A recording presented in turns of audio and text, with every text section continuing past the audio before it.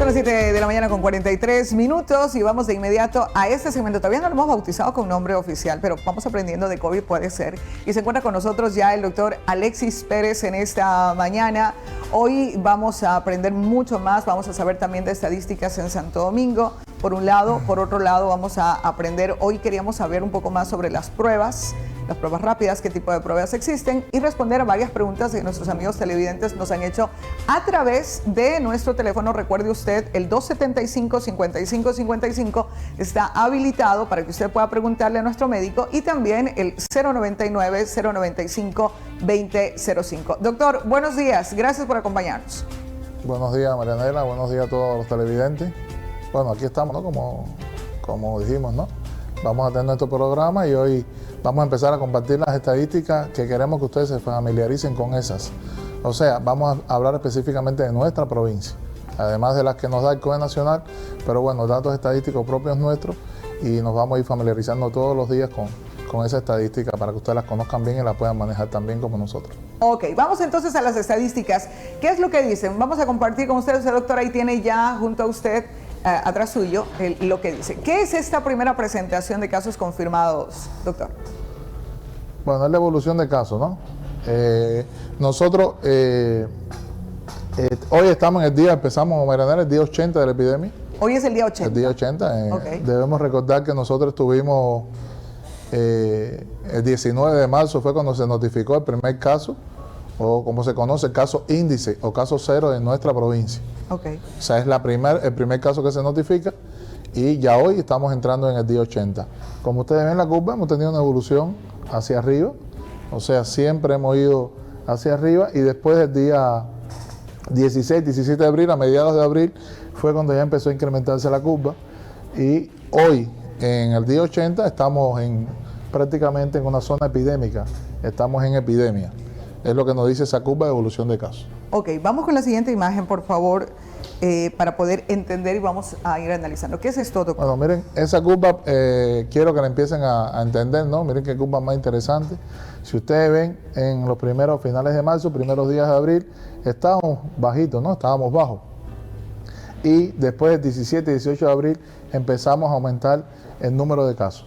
Doctor, solamente para entender, esa línea que dice 20, 40, 60, 80, ¿ese es el número de casos diarios que podría tener? Sí, ese es el número de casos diarios. Ok. O sea, nosotros tenemos ahí el número de casos diarios, está bien como tú dijiste, y después están los días, ¿no? Hasta hoy. Esa información está hasta el día 3 de junio. Recordemos que las pruebas se demoran unos días en llegar y tenemos actualizado hasta el día 3 de junio. Eso quiere decir que los primeros días, aquí 24 de marzo, que teníamos muy poquitas pruebas. Eso entendemos así y ahora de pronto desde el 25 de abril empezamos a ver una gran cantidad. ¿Es que allí llegaron las pruebas o empezaron a aparecer mucho más? ¿Qué pasó ahí? No solo que teníamos, eso no está en relación con las pruebas.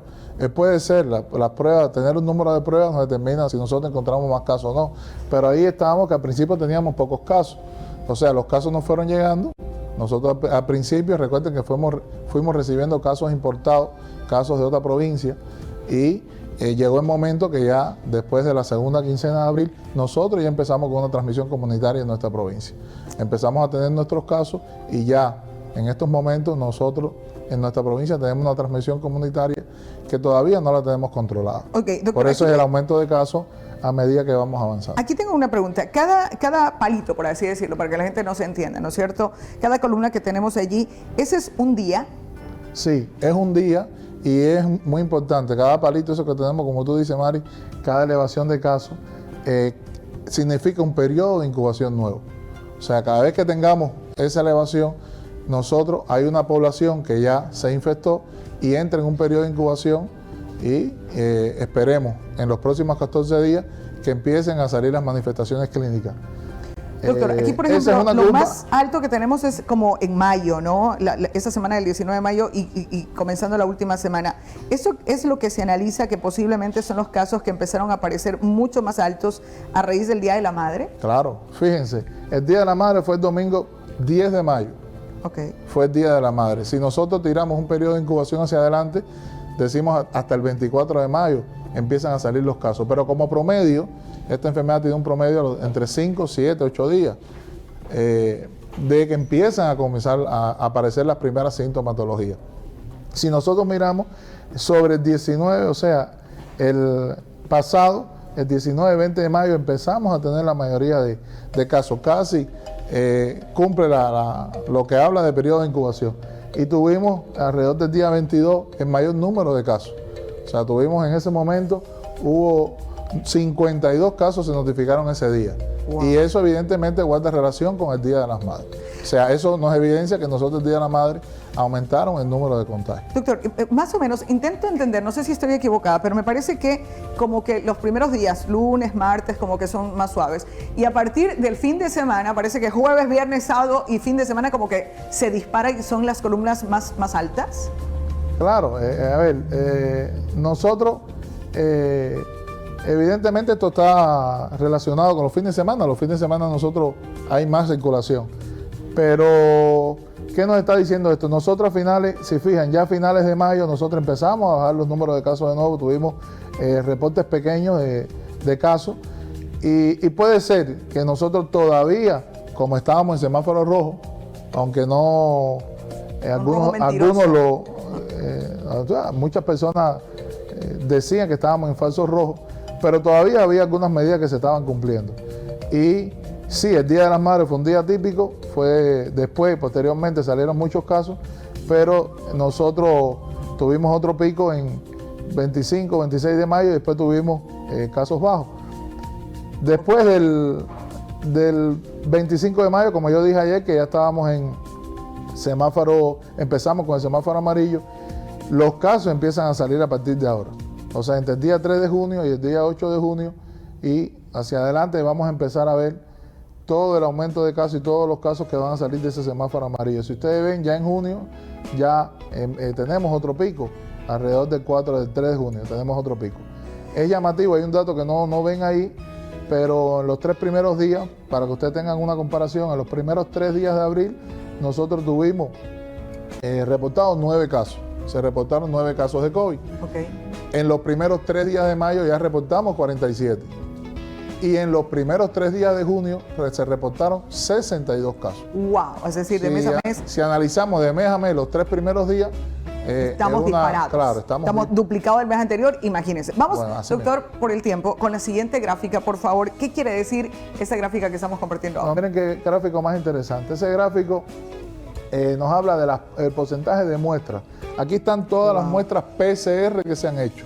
O sea, las pruebas moleculares que se han hecho, los hisopados que se han hecho. Okay. Ahí normalmente nosotros, o sea, nos muestra la positividad de las pruebas a medida que avanzamos en las semanas epidemiológicas. Nosotros, el principal análisis que hacemos los epidemiólogos, lo hacemos con semanas epidemiológicas. Para que ustedes entiendan, nosotros empezamos, ahora estamos en la semana 24. Las semanas epidemiológicas van de domingo, el primer día es el domingo y terminan el sábado. Nosotros empezamos este domingo la semana 24, pero a la semana 23, hasta la semana 23 ustedes ven cómo del total de pruebas que se están haciendo PCR, casi ya en la semana 23, el 80% fue positivo. El rojo es positivo. El rojo es positivo, entonces fueron disminuyendo los negativos. Fíjense, al principio de la epidemia eran más negativos, eran menos positivos y ahora nosotros, que estamos en franca epidemia, tenemos más muestras positivas que muestras negativas. ¿Qué dice la OMS? La OMS dice que para yo hablar de medidas de confinamiento, hablar de ir mejorando, avanzando hacia la reactivación económica, yo debo mantener el 5% de casos positivos por debajo, o sea, menos del 5% de casos positivos en muestras, en pruebas, mínimo 2 semanas consecutivas. Wow, eso no estamos cumpliendo. No, estamos casi al 80%. Y no debemos estar así por varias semanas. Vamos con el siguiente cuadro, por favor, si nos ayudan. ¿Qué significa este cuadro, doctor? Bueno, ahí les puse en este cuadro, que lo vamos a ir familiarizando también, puse por edad y por sexo. O sea, en el gráfico de la izquierda están los casos, del total de casos que tenemos reportados positivos, cómo está el comportamiento por edades y por género.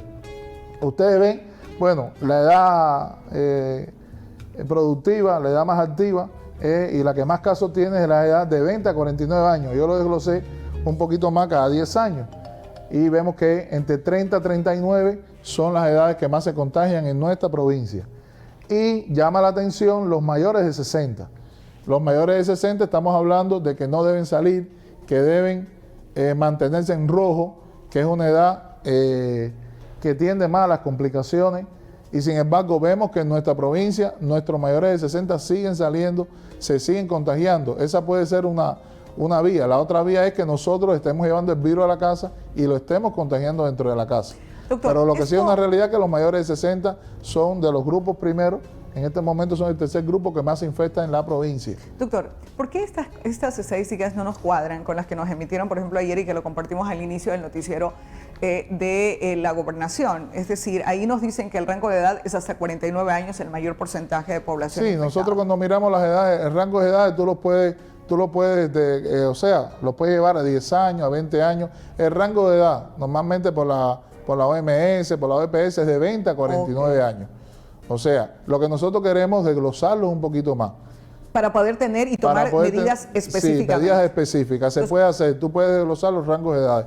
Pero bueno, el rango de edad sí está entre 20 a 49 años. Si nosotros sumamos todo lo que hay ahí, sí es la edad. Es el grupo de mayor edad. Pero cuando hablo de cada 10 años, ese es el grupo más claro, grande. es el grupo. Pero sí coinciden las estadísticas. Y ok, entonces, vamos con el siguiente cuadro. En el gráfico derecho, de la derecha, les puse los dos gráficos juntos para que vean. Ahí está la mortalidad por edad y por género. O sea, ¿quiénes son los que más fallecen? Igual, los mayores de 60 y el género masculino. Pero ustedes ven que guarda relación. O sea, se están infectando muchos de nuestra población mayores de 60 y por lo tanto la mortalidad, que es el mismo comportamiento que está en todos los lugares, ¿no? Los mayores de 60 son los que más fallecen. Por eso el llamado de atención aquí es de que tenemos que controlar esa edad. Esa edad no debe salir y esa edad nosotros tenemos que protegerla porque sí son el grupo que más fallece en esta epidemia. Vamos con las últimas diapositivas, por favor, para dar paso a las preguntas. ¿Qué significa este cuadro, doctor? A ver, en este cuadro, primero hay dos formas de ver Aquí representa los casos de COVID por parroquia, o sea, nuestras parroquias. Hay dos formas de verlo. Primero está, que es lo que más se usa, lo que más está usando la provincia, los datos que da el COE nacional, lo da por número de casos. Si nosotros miramos el número de casos, vemos en el gráfico de la izquierda que sí, las parroquias Río Verde, Bombolí, Santo Domingo, son las parroquias que más, por número de casos, son las primeras. Ok, nos faltó poner el nombre de las parroquias para poder identificar. Pero bueno, ahí tenemos pero por número de casos coincidimos. Son lo que estamos diciendo, que esas tres parroquias son las que más casos tienen. Pero cuando vemos por porcentaje de población... Cuando nosotros miramos la tasa por densidad de población, o sea, es importante mirar la tasa. Y a la hora de hacer un análisis epidemiológico tenemos que revisar las tasas y la población de cada parroquia es muy importante para nosotros. Nosotros esta tasa la sacamos por 1000 habitantes, y cuando nosotros hacemos una tasa y revisamos ya cómo está el comportamiento en parroquia por densidad de población, ya no viene a ser Río Verde la parroquia que está más infectada por tasa de población, sino viene a ser la parroquia Saracay y después la parroquia Río Toachi. ¿Por qué? Porque son las que menos población tienen. Y en comparación, el número de casos con su población son los más infectados. Esto es tan importante, Mari, mira por qué esto es tan importante. Nosotros tenemos alrededor de 9.000, por poner Saracay, 9.000 habitantes.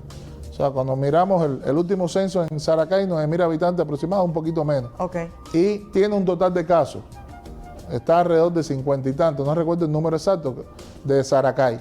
Pero esto nos da una tasa de 10,3 por cada 1000 habitantes. O sea, cada 1000 habitantes de Saracay, 10 se infectan. Entonces, todavía Saracay tiene un número de expuestos, pero si miramos Río Verde, por densidad de población, en Río Verde se infectan el 1,3 por la población que tienen, por cada 1000 habitantes. Mucha gente y los infectados que divide para ese número de gente le reduce. Entonces, ¿qué nos dice? Río Verde está todavía en más riesgo porque está más expuesta. Hay mucha población en Río Verde que no se ha enfermado todavía.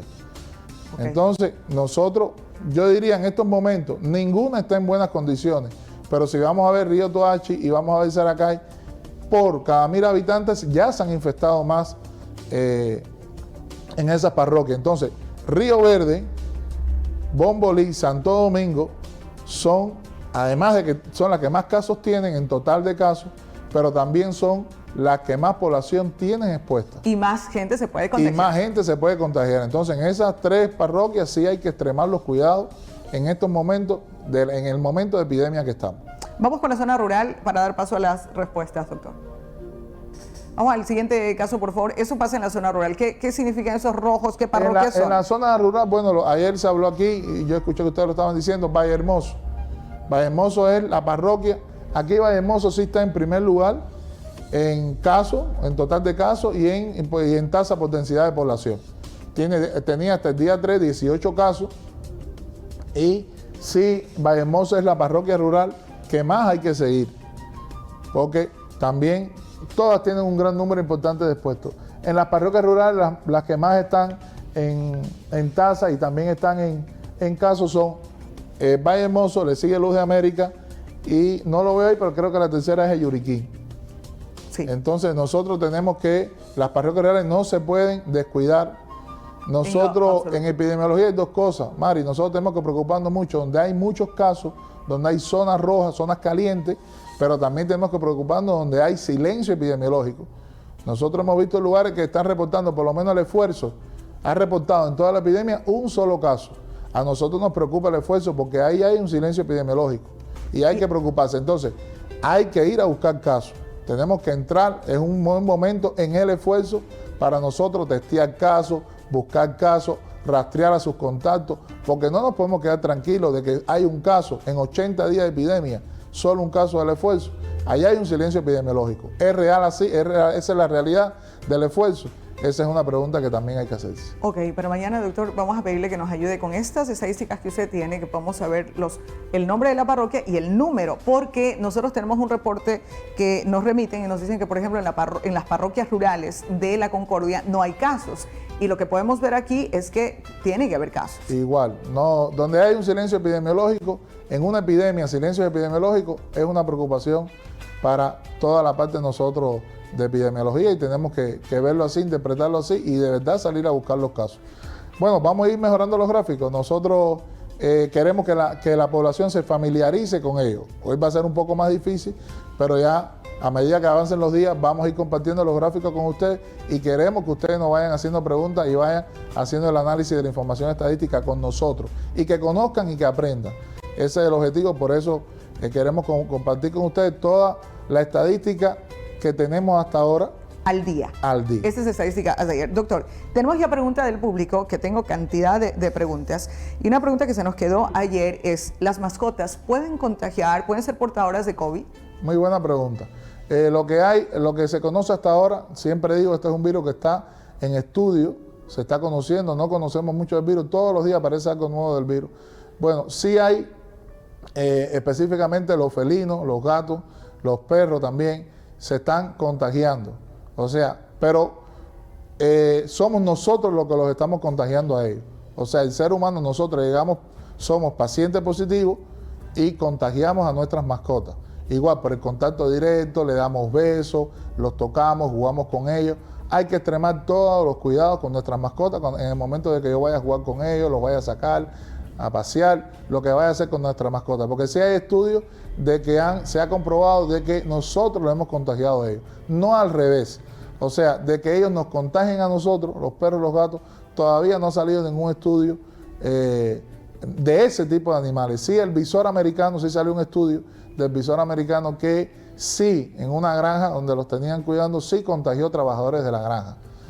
Pero otros animales no, o sea, no hay contagio de otros animales hacia el ser humano, pero de nosotros sí hacia ellos. Sí los contagiamos. ¿Tendrán síntomas los animalitos? ¿Nos podemos dar cuenta? Sí, pues yo me imagino, te pueden tener... ¿No hay estudios al respecto? No hay estudios al respecto, pero bueno, hay que evaluarlo. Nosotros también tenemos que empezar ya a hacer nuestros estudios, ¿no? Para también saber nuestra realidad. Perfecto.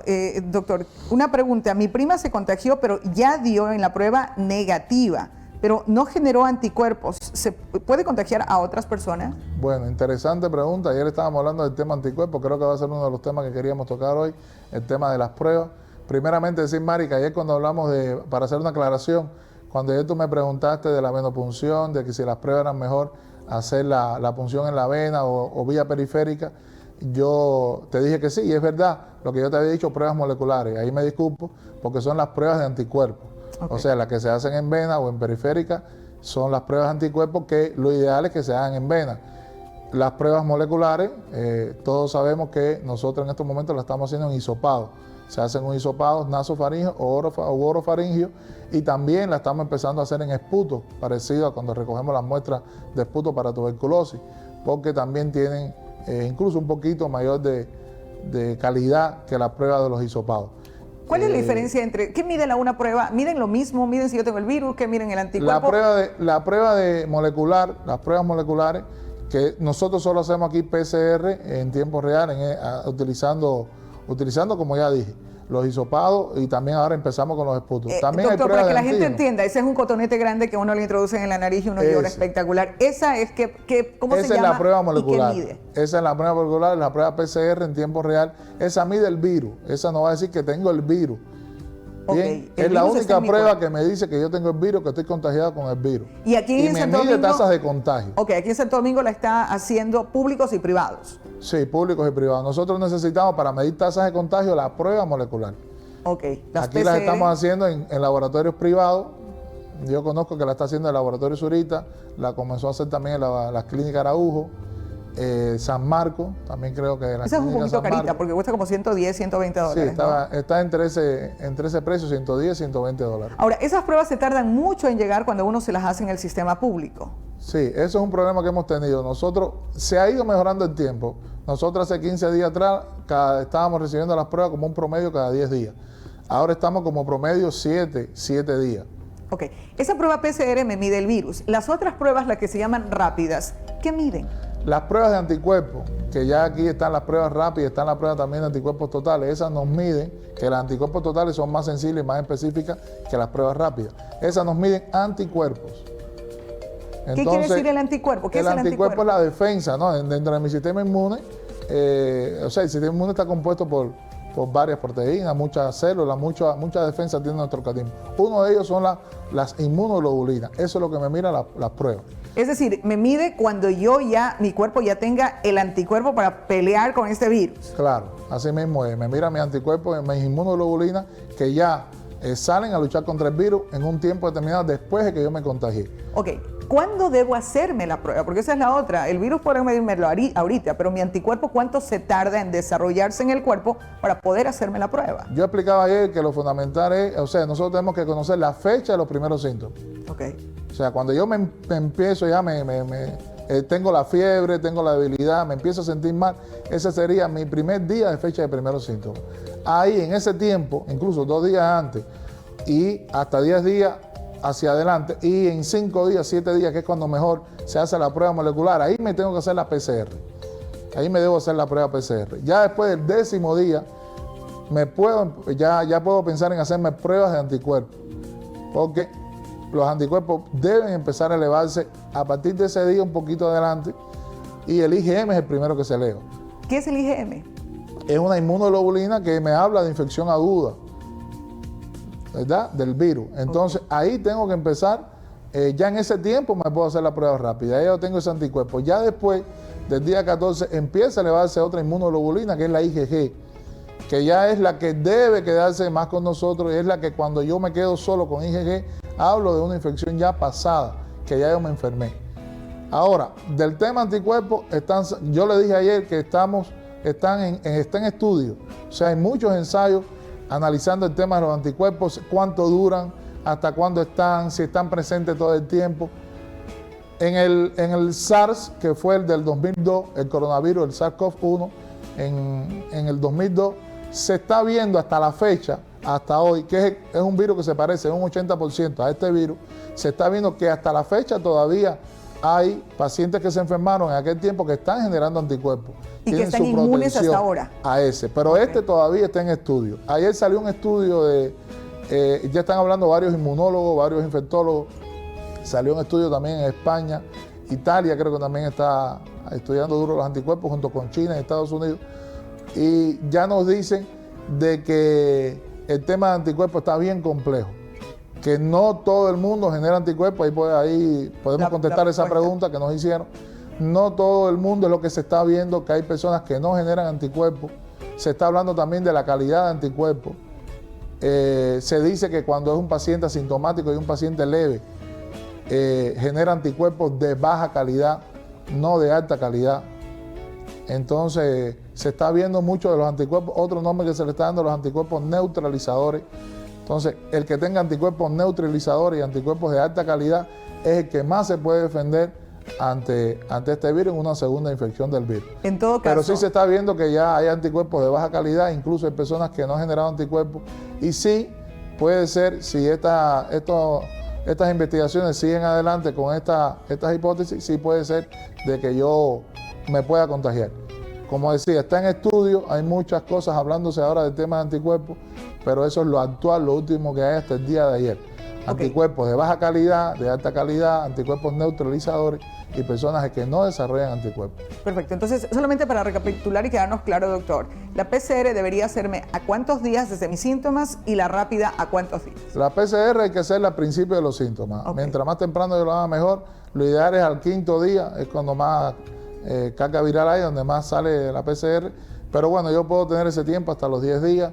Ya hay un estudio que dice que a los 11 días desaparece la PCR, pero nosotros hemos encontrado todavía pacientes con PCR positiva. Decía, esto está en estudio, pero lo ideal es hacerlo cuando empiece con los síntomas. Ya las pruebas de anticuerpos, hacerlas después del 10.º día de mis primeros síntomas. Para que quede claridad al respecto. Tenemos preguntas. Mi hijo le dio fiebre hace 4 días, pero ya no tiene fiebre. Ahora lo que tiene es que no tiene el olfato. ¿Será este virus?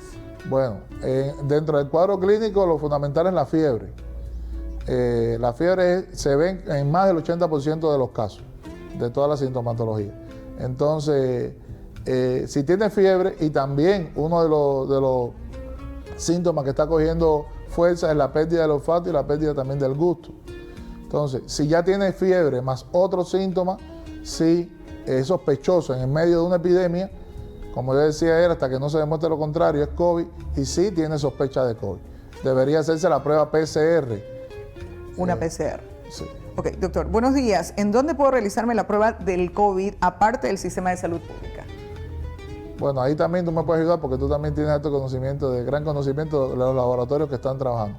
Nosotros, ya les decía, los laboratorios que están haciendo la PCR, aquí en Santo Domingo está San Marcos, está la Clínica Zurita, está creo que la Clínica Santiago también, la Clínica Araujo, hacen PCR. Y están autorizadas, porque hay que decir sí, que deben estar autorizadas. Sí, y las pruebas rápidas y pruebas de anticuerpos totales lo están haciendo, además de ellos, otros laboratorios. Marianela, ¿tú tienes la lista? ¿Se la podemos pasar? Tengo por aquí la lista y nos comprometemos mañana a poder hacer un listado. Y si usted puede ingresarse también a la página web de ACES. ACES es la agencia de regulación, la que regula el tema de los laboratorios en los que usted puede acceder a esta prueba. No puede ser cualquier prueba. Y aquí, doctor, una pregunta adicional. ¿Esas pruebas que nos promocionan en redes sociales sirven? No. A ver, eso es una cosa muy importante. Nosotros nada que... las pruebas que nos están dando por Facebook, por otras redes sociales, no tienen registro sanitario, no están revisadas por el ARSA, no están autorizados por el ACSE. Entonces nosotros sí tenemos que tener claridad con eso. Las pruebas deben tener la calidad que llevan, deben tener todos los registros, porque estamos hablando de una enfermedad que puede tener una fatalidad y una enfermedad que puede de alto contagio, nivel de contagio. Entonces sí le hacemos un llamado a nuestra población de que las pruebas se la hagan en los laboratorios que están ya autorizados. Doctor, eso sí es una cosa fundamental, porque si no nosotros estamos comprometiendo nuestra salud. Ok, y lo que compramos es porque esa es la otra, es como una prueba de embarazo, le pone ahí el líquido de la sangre directamente. ¿Eso funciona? A ver, por eso decíamos, tenemos que tratar de que sea una punción venosa. Voy a la vena, saco. Sí, en la vena, que yo saque la sangre, que sea por un profesional. ¿Y qué hacen con esa sangre? ¿Le ponen ahí? Que sea por un profesional especializado. Eso se centrifuga, eso se lleva al laboratorio, se centrifuga y se separa, ¿no? Y tenemos el plasma o el suero. Con el plasma y el suero, nosotros ahí, de 10 a 15 microlitros, en nosotros es lo que se le aplica a esa prueba. Y nosotros vamos a tener una calidad de la prueba. Por vía periférica, hay gente que se está haciendo, pero no es lo ideal. Lo ideal es que sea por punción venosa y después se toma el suero o el plasma de la... de la persona. Buenos días, por favor, quería hacerle una pregunta al doctor. ¿Cuál es el tratamiento para una persona que sea positiva al COVID, pero que es asintomática? Espero su respuesta. Gracias y bendiciones. A ver, muy buena, está bien la pregunta. Los pacientes asintomáticos no tienen síntomas, ya lo dice la palabra. Por lo tanto, el tratamiento médico de medicamentos no debe tener ninguno. Nosotros, ese paciente, como si es un paciente que puede contagiar, ese es un paciente que lo que tiene que estar es realizar un aislamiento preventivo obligatorio en su casa. Cuidarse, alimentarse bien, tomar vitaminas, estar tranquilo para que no haya dificultades, porque es lo único, el riesgo que él corre es que él puede contagiar. Pero si no tiene síntomas, no tiene por qué tomar ningún medicamento. ¿Comer bien? Comer bien, sí. Todo lo que sea para mejorar la salud, como lo dijimos ayer, nuestra salud biopsicosocial, todo eso está muy bien hecho. Y este tema que las abuelitas nos están dando, mamá nos está dando, hoy hemos probado sabores variados que le ponen allí jengibre, le ponen ajo, le ponen cebolla paiteña, le ponen limón. ¿Eso nos puede elevar la defensa, nos puede poner más fuertes para enfrentar este virus? Bueno, desde que somos niños, nuestras abuelitas, nuestras madres nos han dado de todo eso. Eso siempre ha existido con nosotros, está en nuestro día a día. Nosotros no podemos decir que quiten eso, no. Eso está bien. Lo que comprobado que eso quita el virus, no quita el virus. Pero sí te hace sentir mejor. Uno utiliza sus remedios caseros, que siempre lo hemos hecho todos. Eso no, nosotros como médicos no quitamos esas cosas. La agüita de manzanilla, ¿qué tan real es que, por ejemplo, los elementos que vienen en la manzanilla, que vienen en la hierba luisa, con el agua caliente que ayuda el tratamiento porque posiblemente el virus se aloja en la garganta y con agua caliente o con gárgaras, con bicarbonato, con gárgaras, con vinagre, puede ayudar a destrozar ese virus? No, lo que te decía, eso ayuda a tú sentirte un poquito mejor, pero eso no mata el virus. El virus entra, se deposita en la fosa nasal posterior, en orofaringe de atrás, y el virus automáticamente con sus proteínas que tiene, con sus paticas que todo el mundo ve que tiene, se une a un receptor que está en esos lugares y el virus entra directamente a la célula. Y ya el virus ya ataca a la célula. Y es como si le ordenara a la célula, una vez dentro de la célula, es como si le dijera, ahora tú vas a hacer lo que yo digo, ahora tú me vas a ayudar a mí a replicar, a multiplicarme, y tú no vas a hacer tu función normal. Y de ahí el virus empieza a complicar a los organismos. Buenos días, disculpe, ¿cómo tratar el COVID-19 en una mujer embarazada? ¿Qué se recomienda? Igual, las embarazadas es un grupo vulnerable. Es un grupo vulnerable, nosotros tenemos que cuidar a nuestras embarazadas. Se sabe que cuando uno mira en un país, un indicador macro en salud es el tema de la mortalidad materna. O sea, nosotros tenemos que trabajar mucho en la mortalidad materna. Esta enfermedad puede complicar a nuestras embarazadas y pueden llegar a fallecer. Por lo tanto, es un grupo vulnerable, tiene que cuidarse en extremo y de ahí todas las medidas que nosotros estamos dando con nuestras embarazadas, de que no salgan, que se mantengan en la casa, que extremen sus cuidados, porque sí debemos proteger a nuestras embarazadas de todo y en especial de esta enfermedad. ¿Al niño le pasa el virus? ¿El niño puede nacer con el virus? Bueno, el otro día estaba revisando y sí, en China hubo una familia que tuvo el niño y el niño salió, el recién nacido salió con los anticuerpos. Por lo tanto, sí hubo una transmisión al recién nacido. Ya se le determinó anticuerpos al recién nacido. Doctor, mi pregunta es, ¿cuánto tiempo sobrevive el virus en ropa, plástico, papel, aceros? El tema de la superficie, o sea, igual, como todo, siempre hay que dar entre paréntesis. El virus está en estudio. Hoy puede ser una cosa, mañana puede ser otra. Pero hasta donde sabemos, hasta donde se conoce, sí se pueden contaminar la superficie. Porque la gotica donde está el virus puede salir a la superficie y puede contaminarla. De ahí la desinfección rápida que hay que hacer. ¿Qué tiempo? Se dice que en el acero inoxidable, en los plásticos, todas las funditas de plástico puede hasta 72 horas, en la madera puede estar hasta 24 horas, en otra superficie específica puede estar en pared hasta 48 horas. Hay diferentes tiempos. Pero esto está en estudio, pero sí se sabe que hay superficies contaminadas y que yo me puedo contaminar contaminando mis manos a través de la superficie y puedo infectarme con el virus. ¿Ahí la limpieza con el alcohol, un pañito húmedo sirve? Sí, es lo ideal. Lo ideal son todos desinfectantes que usen, siempre con un pañito. Por eso decíamos que el tema de la fumigación y eso ya tiene que ir quedando atrás, porque yo no llego a todos los lugares. Yo aquí en este espacio hago una fumigación, no va a llegar a todos los lugares como si lo hiciera con un paño, lo hiciera más detenidamente. Tengo que hacer tuviera mejores, compro sí, los resultados trapeador. fueran mejores. Sí. Ok, perfecto. Doctor, me andaba con dolor del cuerpo, le da fiebre, le dolía la cabeza, pero ya está un poco mejor. Digamos que, ¿qué hacemos? Vivimos aquí en Santo Domingo y una pregunta igual parecida. El viernes anterior y sábado tuve fiebre y me ha quedado el dolor de cabeza y no me pasa. ¿Podría ser coronavirus? Puede ser, ya le dije, estamos en una epidemia, estamos en una curva propagada, ahí lo vimos, que hay una transmisión activa y estamos en propagación. Entonces, hasta que se demuestre lo contrario, insisto, tiene que hacerse todo, hay que sospechar en el COVID.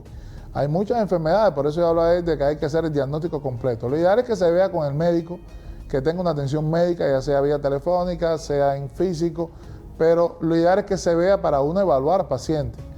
Pero sí, entre las posibilidades diagnósticas entra la enfermedad COVID.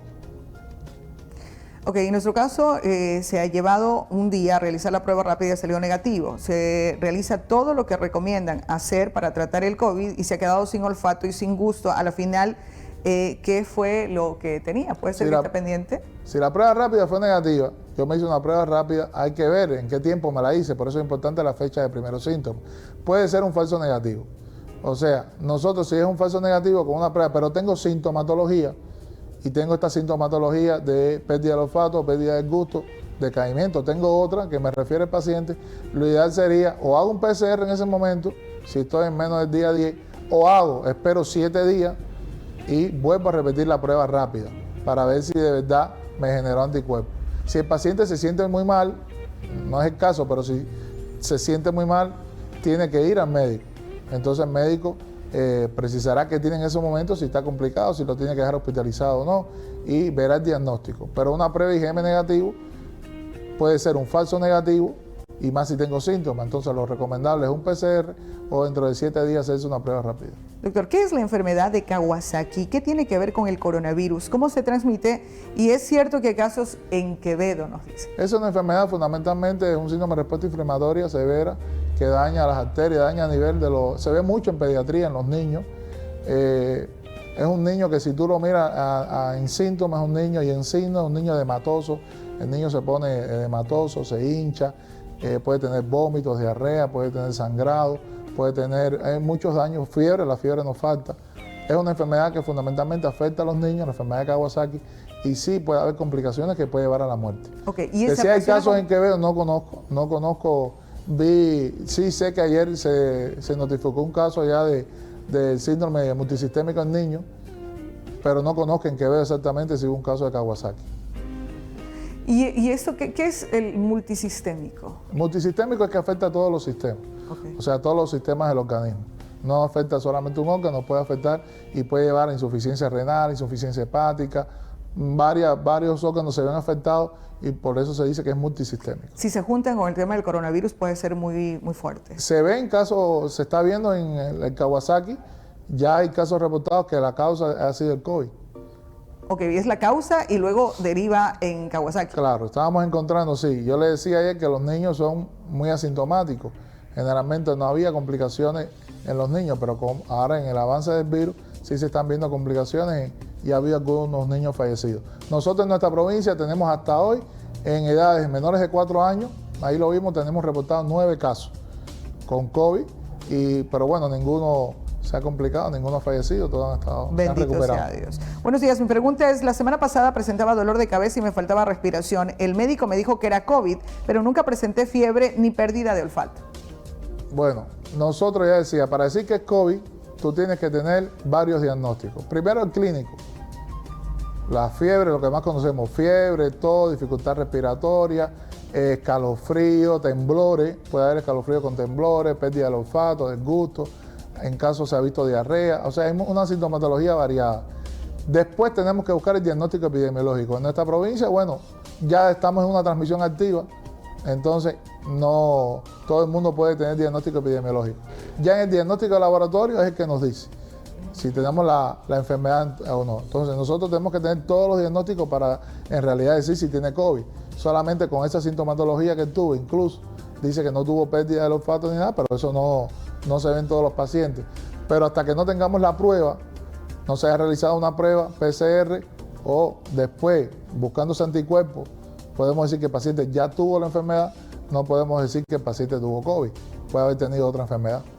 Buenos días, mi hermano se hizo la prueba hace unos 20 días, le dio positivo, se volvió a hacer en esta semana y aún le sale positivo. ¿Qué tiempo más demora el virus en su cuerpo? Bueno, en dependencia de la prueba que se haya hecho. Si se hizo PCR, el PCR le da positivo, ya el PCR después de los 14 días puede dar negativo. En algunos casos, los menos, ha dado positivo más tiempo hacia adelante. Si me hago la prueba si lo que me hice fue una prueba de anticuerpos, una prueba rápida, una prueba de anticuerpos totales, y me dio positivo, los anticuerpos decía pueden estar positivos. La IgM se está viendo que puede estar positiva hasta el mes, se ha visto en pacientes un poquito más. Esto está en investigación, no se sabe así a ciencia exacta hasta cuándo está la IgM, y la IgG puede estar más tiempo, incluso lo que se quiere es que esté bastante tiempo porque es la que nos va a dar la protección. Eso todavía está en estudio, pero hay que ir viendo el tiempo de la fecha de primeros síntomas, y ahí yo tengo una idea de hasta cuándo puede ser positivo mi prueba de anticuerpos. Y lo ideal es que me quede, si fue anticuerpo lo que él se hizo, lo ideal es que ya después desaparezca la IgM y se quede con IgG positiva. Ok, pero puede hacerse un PCR para que sea confirmatorio y ahí podemos salir de dudas completamente. Sí, pero ya el PCR, tú después del día 14, ya acéptalo, te va a dar negativo. Entonces, por eso no sé la prueba que él se hizo. Pero en dependencia, si es un PCR y le sigue dando positivo, hay que ver estas posibilidades. Si él tuvo si fue hospitalizado, estuvo en una unidad intensiva, si es residuos del virus que se obtiene, que es otra de las cosas que nos están dando PCR positivo ya en un tiempo prolongado. Y si es prueba rápida, como yo le dije, hay que mirar primero síntomas y hay que ver hasta qué tiempo esos anticuerpos estén en sangre. Y que la IgG se mantenga, porque esa es la que queremos que se mantenga. Por supuesto. Vamos con las últimas preguntas porque el tiempo nos apremia. Buenos días. Mi esposo hace un mes tenía mucha fiebre, dolor muscular. Después de 5 días se le quitó la fiebre. Después también perdió el olfato y sin gusto. Pero de eso ya hace un mes. Si no ha presentado ningún síntoma más, ni la fiebre le volvió, ¿qué debemos hacer? Bueno, ya él es un paciente que por clínica parece COVID, porque tenía fiebre, decaimiento, pérdida del olfato, del gusto. O sea, tenía fiebre más 2 síntomas más. Entonces, parece por clínica. Entonces, pero ya si él ha ido mejorando, podemos hablar que es un paciente recuperado. Si de verdad queremos comprobar, ahora PCR en ese tiempo no se le debe hacer porque ya no le va a dar positivo. Debería hacerse su esposo una prueba de anticuerpos para ver si de verdad generó anticuerpos. Entonces, veo su protección y también puedo decir de que él sí tuvo una infección pasada por COVID. Buenos días. He tomado 3 aspirinas hervidas con limón que cura los síntomas del virus. Y le di también a mi sobrino por 2 días y se curó. Ahora estamos tomando vitaminas. Doctor, ¿qué opina? Bueno, ojo con la aspirina, ¿no? También se había visto, en un momento se habló de los anticoagulantes. Sí es verdad que hay trastornos de coágulo y hay que usar anticoagulantes en algunos pacientes. Pero la aspirina, que tiene muchas propiedades, no solo anticoagulantes, es analgésica, es antiinflamatoria. La aspirina, recuérdense que en nuestra provincia, nosotros somos una provincia endémica de dengue. Hemos visto muchos casos de dengue y nosotros terminamos el 2019 en una tasa elevada de casos por dengue y seguimos en el 2020 con bastantes casos de dengue, los hemos tenido. Entonces, esta enfermedad de dengue se puede confundir en algún momento con el COVID. Entonces, hasta que yo no esté seguro, no es lo ideal tomar aspirina. Tomar el paracetamol y ya el tema de la aspirina o algún antiinflamatorio no esteroideo que yo quiera tomar, tengo que estar seguro de que no es dengue.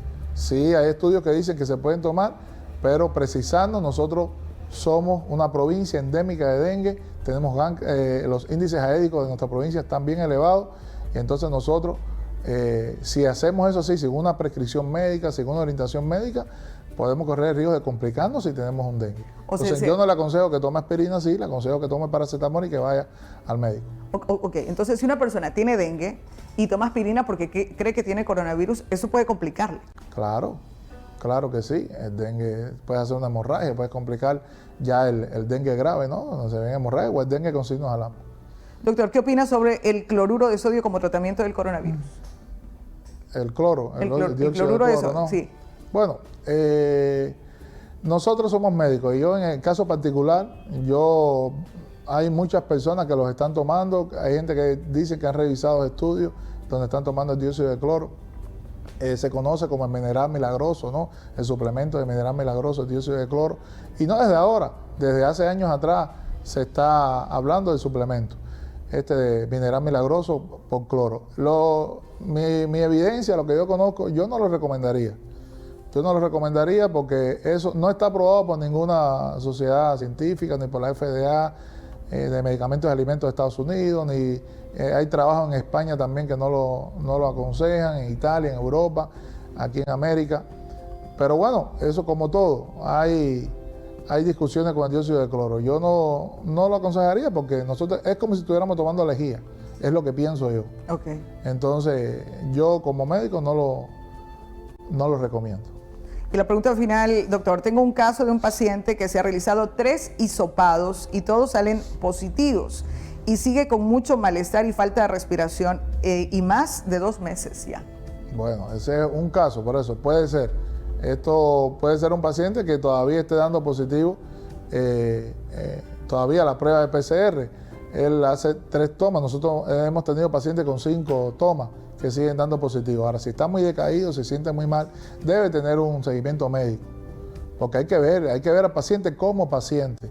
Hay que ver qué comorbilidad tiene, si tiene otras patologías, en qué condiciones está, cómo está su inmunidad, cómo está su... El paciente es individual, no lo puedo ver general. En este caso, tiene que ir al médico, hay que hacerle una evaluación completa de ese paciente y ver por qué él sigue con su sintomatología, por qué se sigue sintiendo tan mal. En el caso de la prueba, ya le decía, puede haber residuos del virus que pueden todavía, por eso le están dando positivo, en dependencia de la carga viral que tuvo el paciente. Entonces, una de las hipótesis fuertes de este tema es la carga viral, y ayer lo vimos, ¿no? Doctor, ¿dónde atiende usted y tiene consultorio privado? Bueno, yo soy médico del Hospital Gustavo Domínguez Zambrano. Actualmente estoy prestando servicio en el Hospital Santo Domingo. Sí tengo un consultorio privado en San Jacinto del Búa.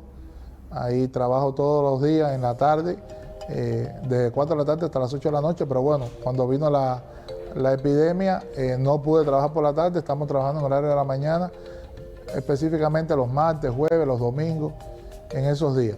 Ahí yo tengo mi consultorio privado. También soy asesor de epidemiología de la Clínica Araújo y de la Clínica Cuba Center. Que también la gente ahí me pueden encontrar. Lo puede contactar. Doctor, queremos agradecerle una vez más y nos vemos mañana 8:30 de la mañana para seguir contestando las inquietudes. Como ve, hay mucha pregunta de la gente. Quiero dejar un tema para mañana, Mari, que podemos dejarlo en el aire y hablar de cosas importantes que están saliendo del virus. Ahora que vemos que a las 3 de julio va a empezar a salir a trabajar. Ahora que estamos viendo que nuestras empresas, que ya hay más gente incorporándose al trabajo. Hablar de un tema que está saliendo que se llama de la sobredispersión o sobrecontagio. O sea, ya está bien evaluado de que el 10% de todos los contagiados son los responsables de que de la transmisión del 80%. Entonces esto se está dando un concepto de superdispersión o supercontagiadores. Entonces, hablar con ustedes un poquito, son personas, estos supercontagiadores o superdispersores, o son eventos.